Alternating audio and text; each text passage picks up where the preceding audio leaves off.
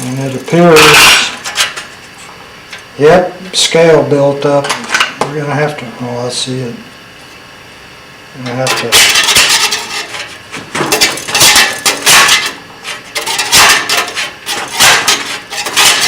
but it'll work out. It's not that bad.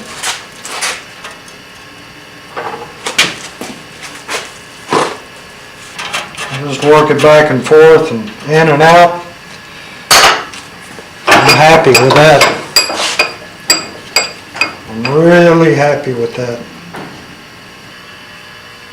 Okay, off camera I went ahead and mounted up the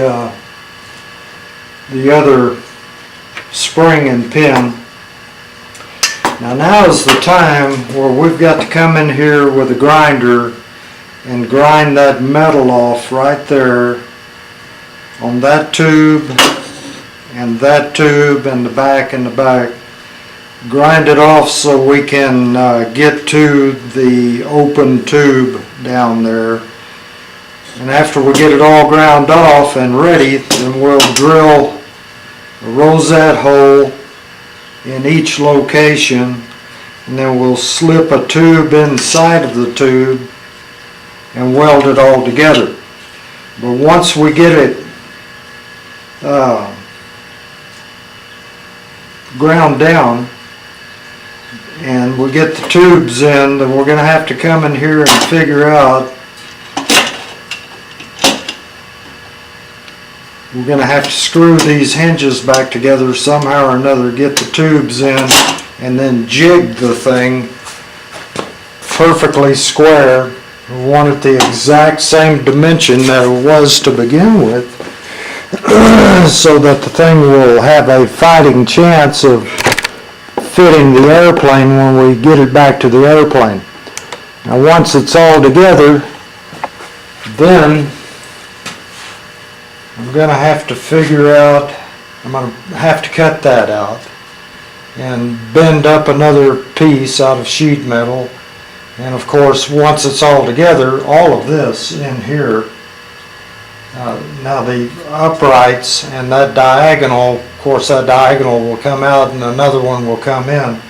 But all of this mess right here will be cut out.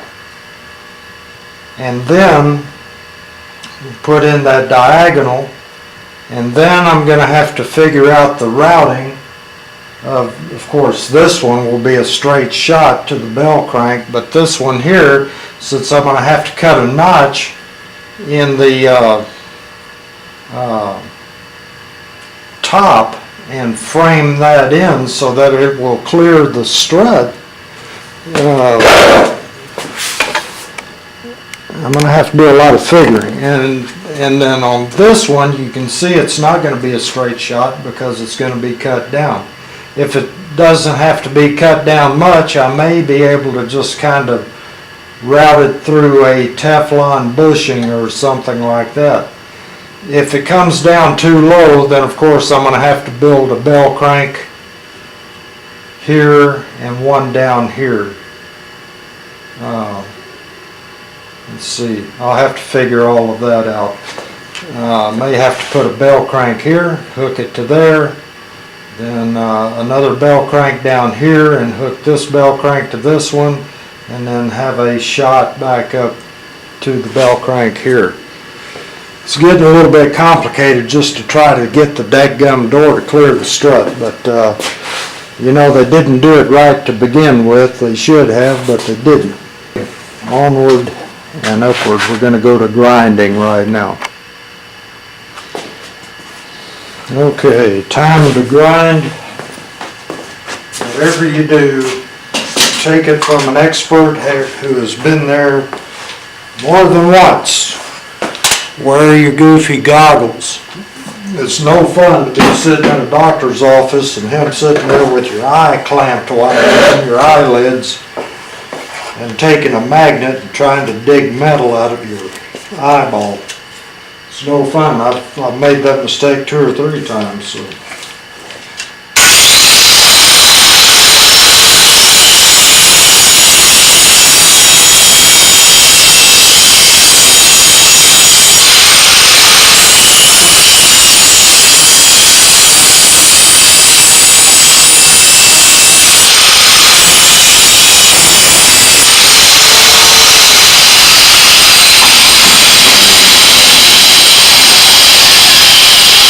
another thing is we're going to have a nice square jig board.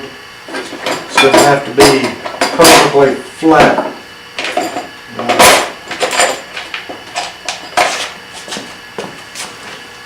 Because we don't want to introduce any warps and wazoos in the final product when we weld it up. Okay, we can see where we're going to have to do a little more grinding to open that tube up.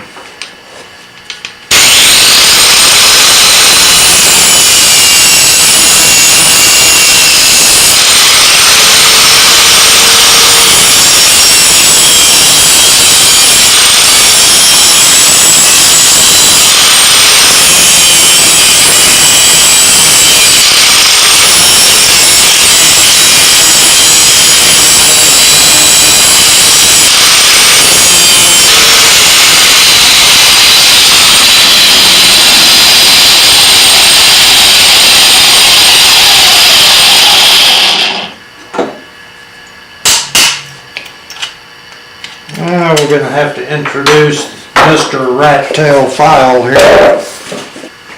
This is a monster rat tail file here. It may be overkill. Yeah, it's way overkill. You can get the idea of what we're trying to do. We're opening up the holes there, and the same way on the other piece. Well, here's a common problem that we often run into around the shop. And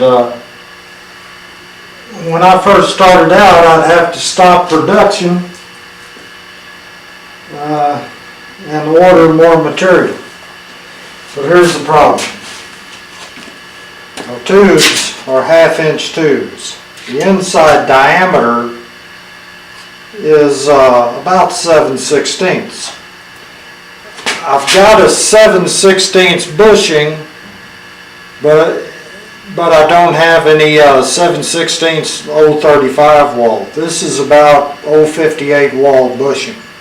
Now, even if I had a 7/16 tube, it would be a hammer fit, and I don't want it to be a hammer fit. I want it to slide in smoothly. So, if you did have standard 035 wall 7/16 tubing, and then you started doing what I'm fixing to do, you would eat away wall thickness. So this is, no, I guess that's about 49 thousandths. So what I'm going to do is chuck that up in the drill press, and I'm going to take off just enough material. I need 2 inches, 4 inches, son of a gun, what have I done? It ought to be 3 inches for each insert.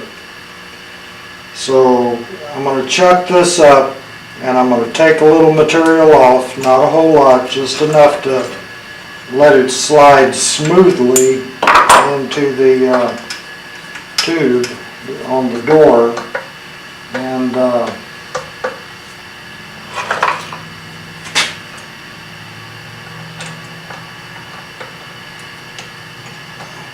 this is a little trick you can do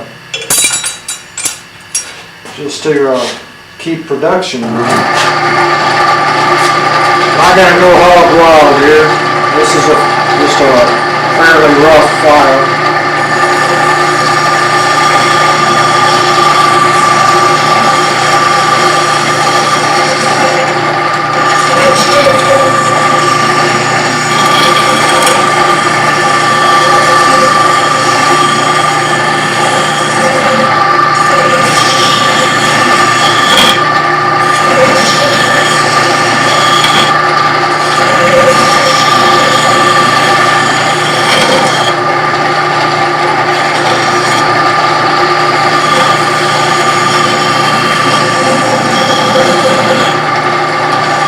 This helps us get material off quickly. I'm going to go back with a smoother file.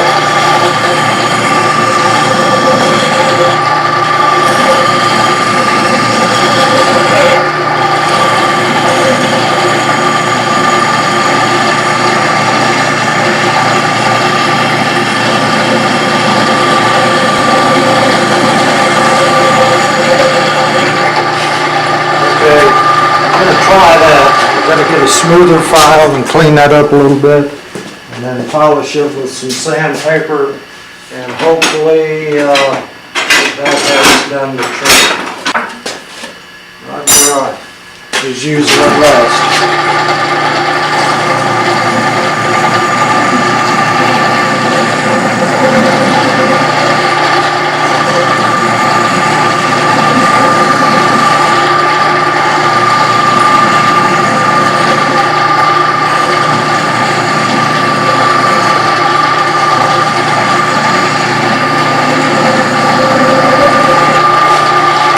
Follow that with a smoother file.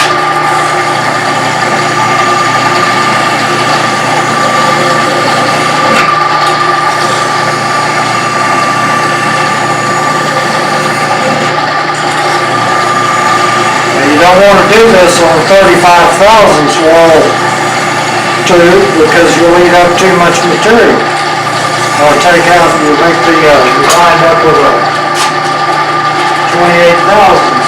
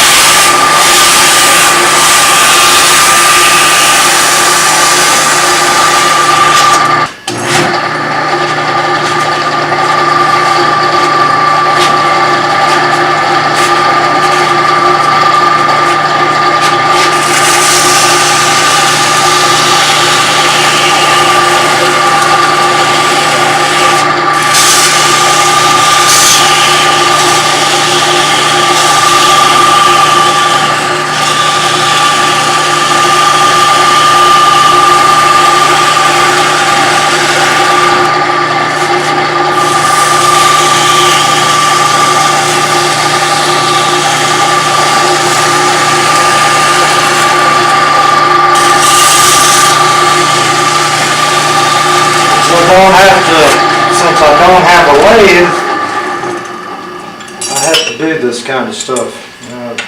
What was it, my old flight instructor back when I was 15 years old said, you know, poor boy has poor ways. And I didn't really understand that until later.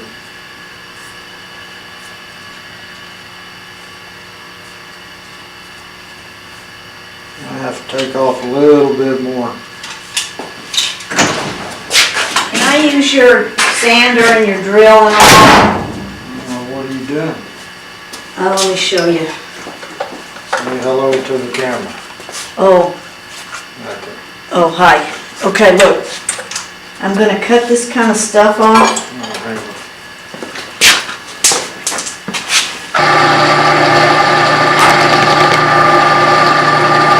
Alright, back to work.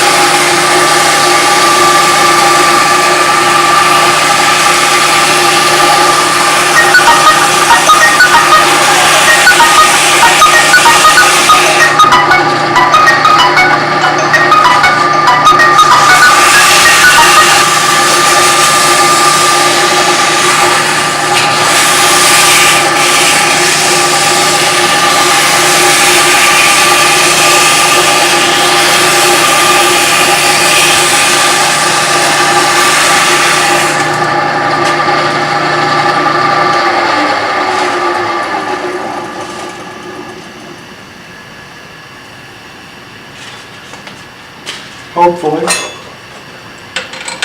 Sure wish I had a lathe around here.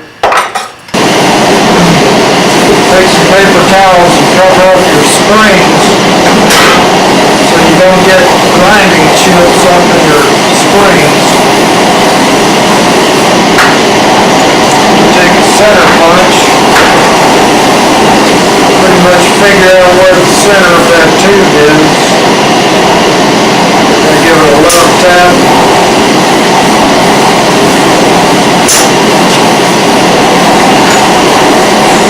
I need some new glasses. So 3/8 drill bit.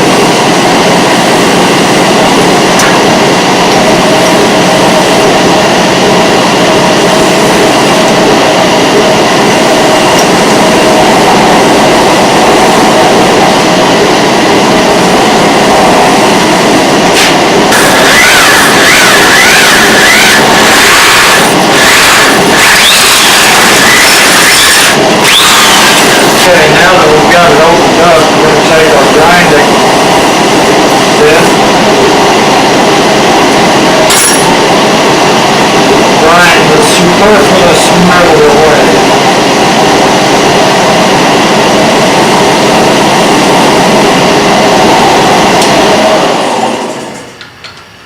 Oh no, what do you mean it took 25 hours to do that door and it's going to cost me $1,500? Oh no!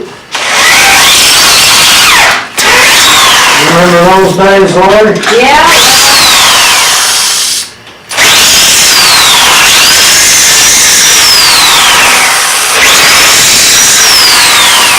How about the one where, hey man, can I pay you with a black powder rifle? It's almost brand new. Who was it that did that? I can't remember that guy's name. Him and, what's that other guy that smoked his wife's Virginia? Larry Partain. Larry Partain. I wonder what happened to him. I don't know, I can't get to that drill though, I guess I'm gonna use my own drill. What drill are you talking about there? Your drill right there. What do you want that for? I need to drill holes in all these. Okay, now it's time to bolt this baby back together the way they originally had it, hinged right there in the middle, which was a goofball way to do it. But the plans showed to do it that way. I don't know, I think it's kind of goofy. We're going to bolt it back together and then jig it so that it will remain in that perfect alignment. Then take it apart, take these hinges out, put our inside tube on the inside there, and weld it solid.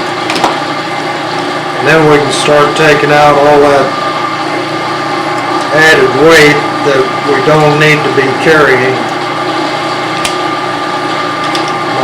Mine and Lori's cubby, well it's not a cubby, it's a clip-wing acro trainer, is a little bit heavy. And it's got a starter, generator, battery, lights. I mean, it's got strobe lights. It's got anti-collision lights. It's got one of those bigger radios. It's a good radio. A NavCom. It's got antennas all over it. It's got a Super Cub type cowling on it. It's an 0235 C1 115 horse Lycoming. It's got a wooden prop, that's one good thing. I'm glad they didn't put a metal prop on, or you have to worry with that extra weight. Try to lighten it up any way I can. I've already figured out and have taken several pounds out of the airplane. But for going out and wringing it out with two people in it, I mean wringing it out, loop, roll, spin, barrel roll, that kind of stuff, still, you don't want to be carrying that extra weight.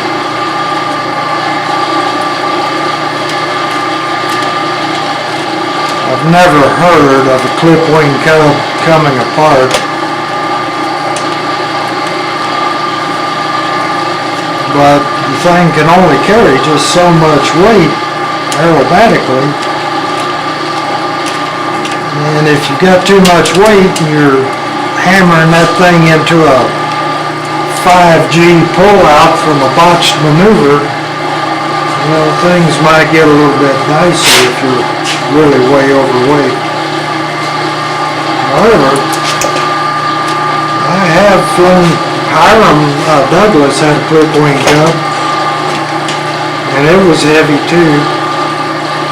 But I've taken, well, myself, and the heaviest person I took was Bill Palm, and he probably weighed 190 pounds. We went out and just did standard, you know, loop, roll, spin, inverted flight, hammerhead, you know, the basics. Of course, a clip wing cub, you're not going to be out doing outside snap rolls and that kind of stuff. But still, I like to lighten it up in any way that I possibly can. Okay, now, I've got to figure, make sure that thing is perfectly level, perfectly straight. I'll do that and start building up a jig for it. Okay, it's jig time. I want that thing, when I take the hinges out, I want it to slide right back and be exactly where it's supposed to be. And not moving around or anything. I want a perfect refit when it goes back together.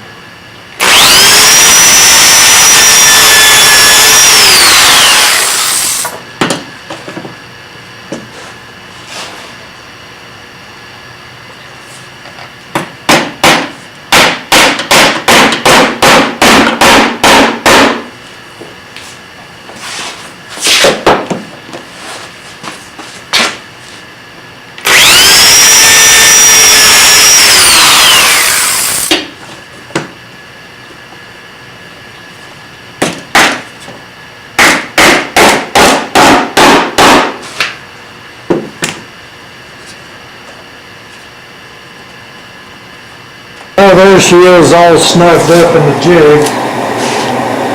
It's going to take 4 of these craft sticks, popsicle sticks, whatever you want to call them, to snug up the middle there.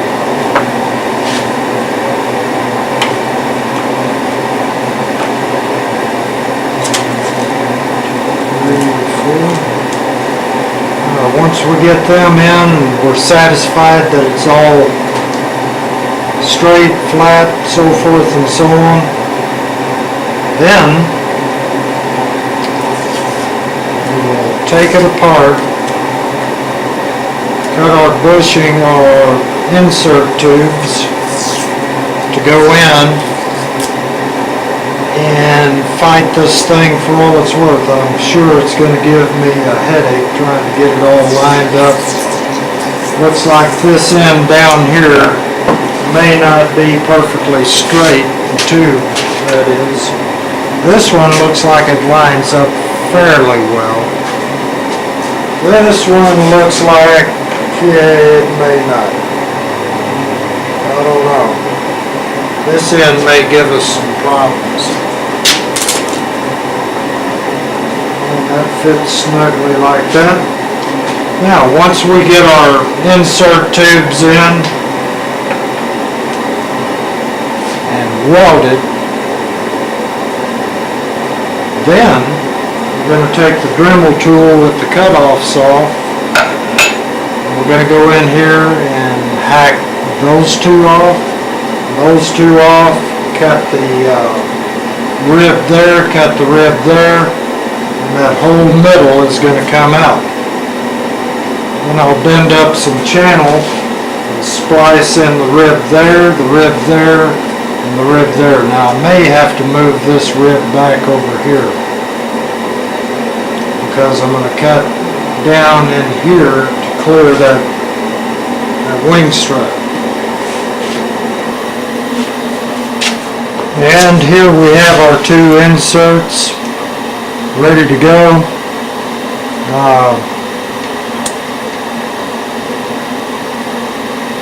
It's heavy wall bushing that I had to grind down to get to fit up in there, and it's still going to be probably a light hammer fit. One on the other end, I don't know, I'm having worries about that. I don't think it lines up. We'll have to see how that goes, but now is the time to take it out of the jig and see about, and take oh dadgummit, I'm losing my mind. Take the hinges out, insert these, figure out where I want to put the rosette welds and drill my holes. I probably should go ahead and do that now while it's, well, you know what, since it's just a door, I may not put a rosette weld in there.